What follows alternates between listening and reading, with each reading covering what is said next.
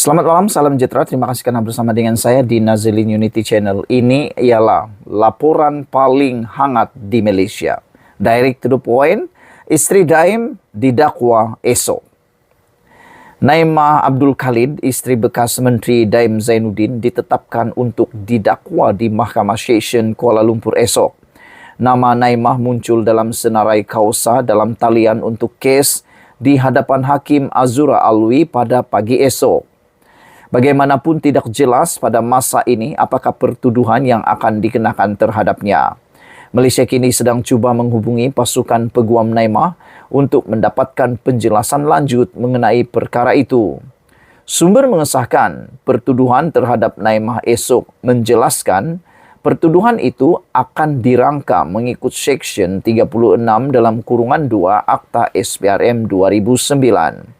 Seksyen 36 dalam kurungan 1 secara amnya memperkatakan kausa SPRM untuk mendapatkan maklumat dengan mengeluarkan notis yang menghendaki seseorang mengenal pasti semua harta yang dipegang oleh orang itu, dan Seksyen 36 dalam kurungan 2 menjadikannya satu kesalahan bagi seseorang itu untuk gagal mematuhi notis itu. Kesalahan sedemikian boleh dihukum penjara sehingga 5 tahun dan denda tidak melebihi RM100,000 jika didapati bersalah.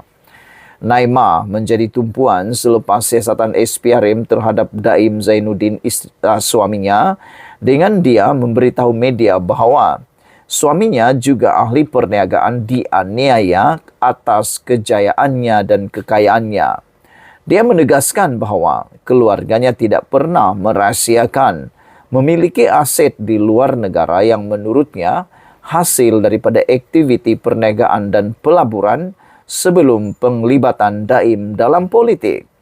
SPRM sedang menyiasat Daim Zainuddin berhubung pendedahan kekayaannya dalam kebocoran rekod kewangan antarabangsa yang dikenali sebagai Kertas Pandora.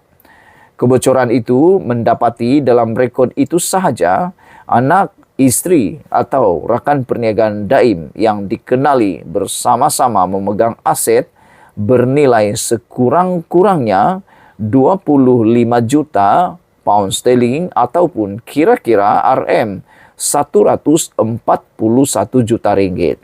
Beberapa komen daripada netizen tentang isu ini ialah kata cari makan je. Biasanya, dana yang tak ingin diisytiharkan si suami akan tumpang kat dalam akaun bank isteri atau anak mereka yang jadi mangsa. Adakah benar apa yang dikatakan oleh cari makan J ini, iaitu kekayaan Daim Zainuddin dipindahkan di dalam akaun istrinya? Tak pasti apa yang bakal dihadapi pendakwaan oleh kepada Naimah Khalid ini, iaitu isteri kepada Daim Zainuddin. Yang pastinya Daim Zainuddin belum didakwa di mahkamah, tetapi rupa-rupanya istrinya pula yang dahulu didakwa di mahkamah. Ini memang panas. Kita pasti akan terkejut lagi nanti apabila masuknya perbicaraan tersebut. Dan lebih menarik lagi, kata pemerhati politik, apabila didakwa pasti ada sesuatu isu yang akan ataupun yang sudah boleh dibicarakan di mahkamah. Jadi, apakah perkara itu? Kita akan ikuti esok pendedahannya. Sekian dulu untuk kali ini. Jangan lupa tinggalkan komen Anda, tekan butang subscribe. Kita jumpa lagi. Bye-bye. Selamat malam, salam sejahtera. Terima kasih karena bersama dengan saya di Nazilin Unity Channel. Rupa-rupanya ini langkah terbaru yang patut dibuat oleh Perikatan Nasional. Selepas langkah Dubai gagal, ada pula dinyatakan oleh Sanusi, tak tahu benar atau tidak, tapi dia kata akan ada bakal langkah Chowket, dan dikatakan oleh ramai orang, kononnya akan berlaku perubahan kerajaan pada 18 Januari, hari ini dah 22 Januari tak tumbang lagi. Jadi tak tahulah siapa yang kecewa, pemimpin PN atau penyokong PN. Kesian jugalah kan penyokong-penyokong PN terus diberikan harapan meninggi menggunung, kononnya mereka akan memerintah tak lama lagi. Tapi sampailah bulan jatuh ke riba, tak juga sampai-sampai. Ada orang yang kata, tunggulah sampai kiamat untuk kerajaan ini tumbang. Tak apalah, kita tunggu nanti PRU. Kalau benar PN diminati, disukai, disokong oleh rakyat, pasti mereka akan memerintah negara ini. Tapi janganlah sampai tumbang-menumbang.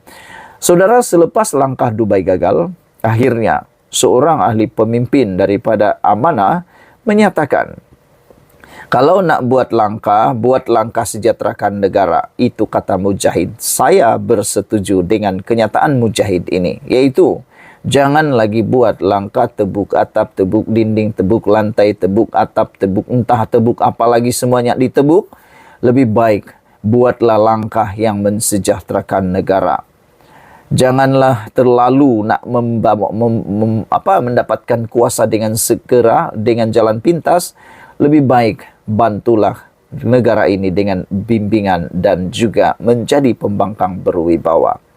Nanti PRU 16 berhabis-habisanlah Anda di sana supaya waktu itu Anda menang.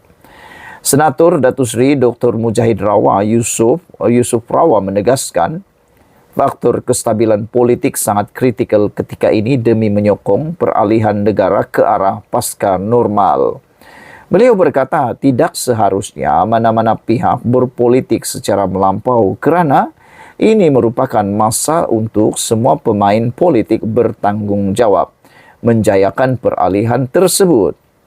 Kata Mujahid, ia boleh dilakukan dengan memperkukuhkan dasar-dasar yang diusahakan oleh Perdana Menteri dan bukannya meruntuhkannya untuk politik murahan.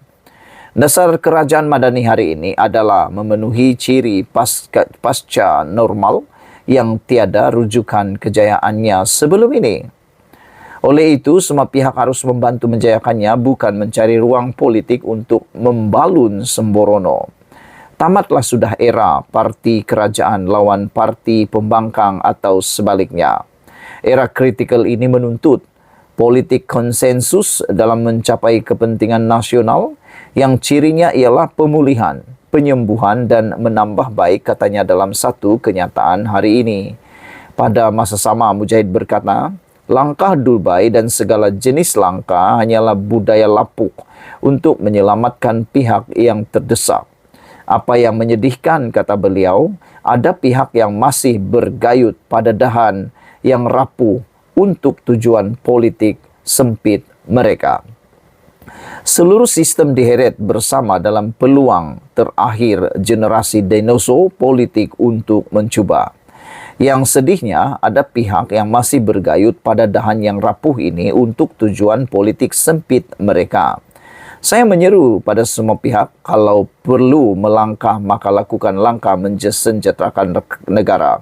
Negara kita berpeluang untuk melakukan yang terbaik untuk semua pihak dan bukan menjadi keldai untuk tujuan jahat pihak tertentu, katanya lagi.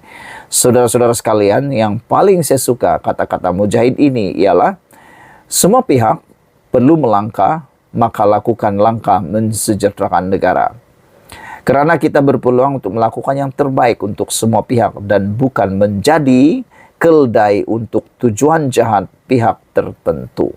Jangan jadi keldai tunggangan kepada pihak tertentu yang berniat jahat, apalagi untuk semata-mata menyelamatkan diri, mahu dilihat relevan, dan lebih daripada itu mahu dapat kuasa semula. Sekian dulu untuk kali ini. Jangan lupa tinggalkan komen Anda, tekan butang subscribe. Malaysia kita punya, kita juga sama-sama cintai Malaysiaku. Bye-bye. Selamat petang, salam sejahtera. Terima kasih karena bersama dengan saya di Nazilin Unity Channel. Ini kekalahan besar untuk Perikatan Nasional.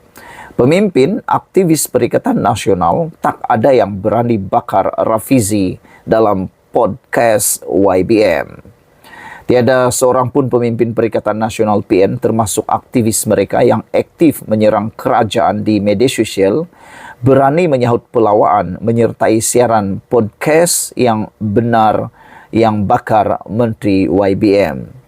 Kata Rafizi, walaupun pejabatnya telah menghubungi ramai pemimpin dan aktivis PN yang berpotensi untuk membakar beliau dalam podcast YBM, sehingga kini semuanya telah menolak.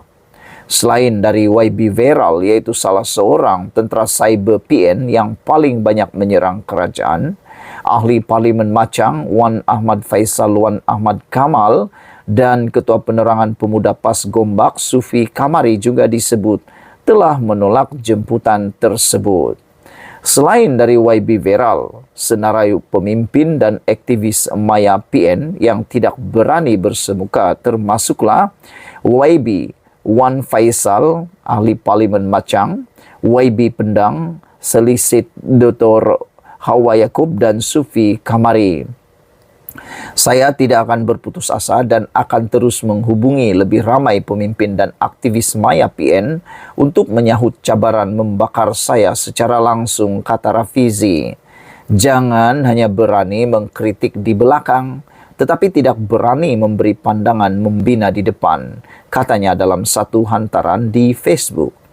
Matlamat podcast YBM ialah memberi keutamaan kepada penyokong dan pemimpin PN untuk bersemuka, supaya rakyat dapat menilai hujah kerajaan berbanding pembangkang.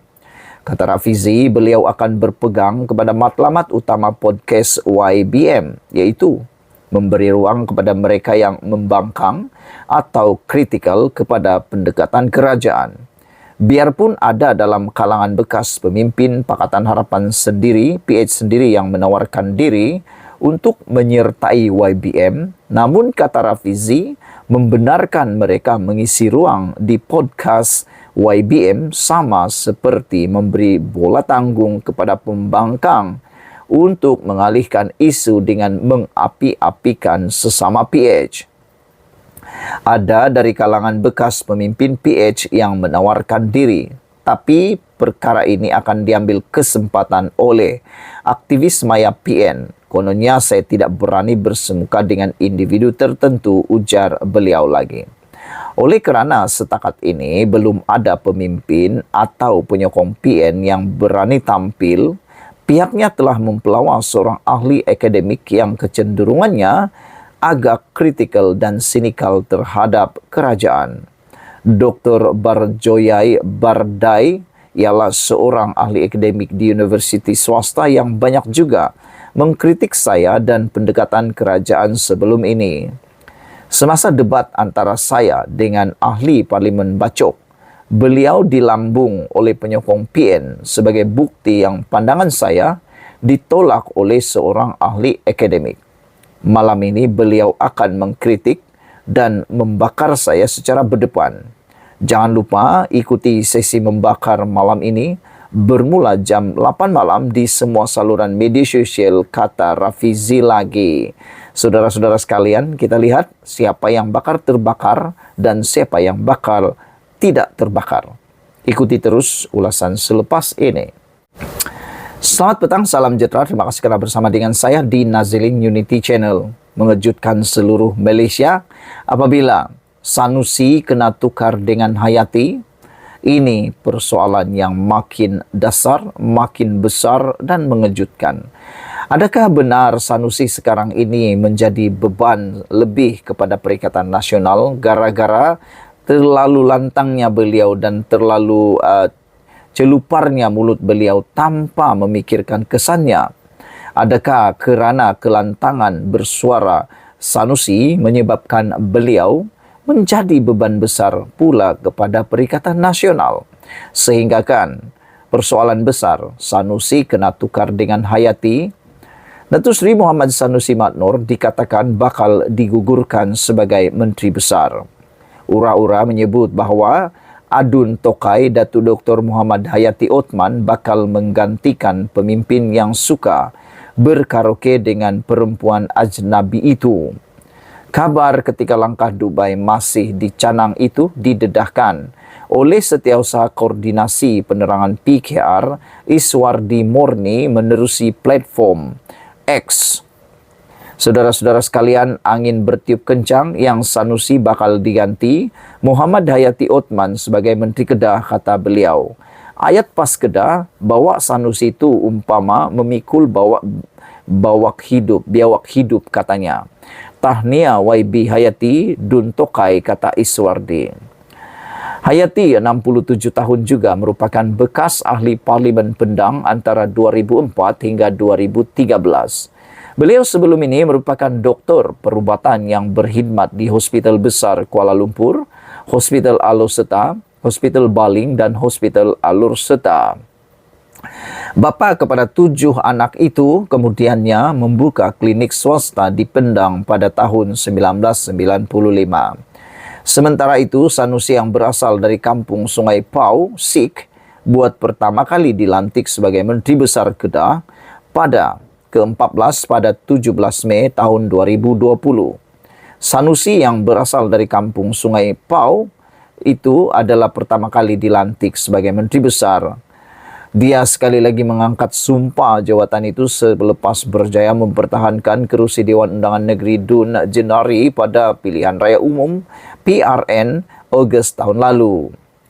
Perikatan Nasional PN Kedah berkenan boleh dianggap Menteri Besar Blok Pembangkang mencetus pelbagai kontroversi. Timbalan Pesuruh Jayapas Kedah yang juga Ketua Pengarah Pilihan Raya PN malah menyentuh sensitiviti 3R berkait agama, kaum dan institusi diraja.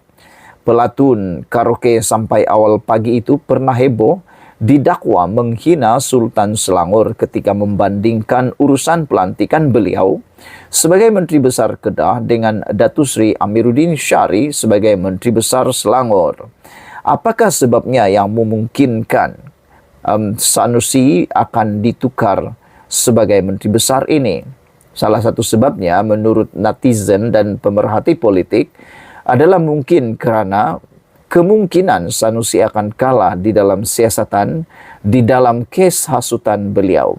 Apabila Sanusi kalah dalam kes dakwaan hasutan melibatkan Sultan Selangor dan Agong, maka Sanusi akan bakal kehilangan kerusi Jeneri kerana hukuman kalau dipenjara lebih daripada sehari, beliau bakal akan kehilangan kerusi beliau. Jadi mungkin untuk persediaan atau untuk memberikan laluan kepada orang lain memimpin negeri Kedah, maka Sanusi akan dipecat.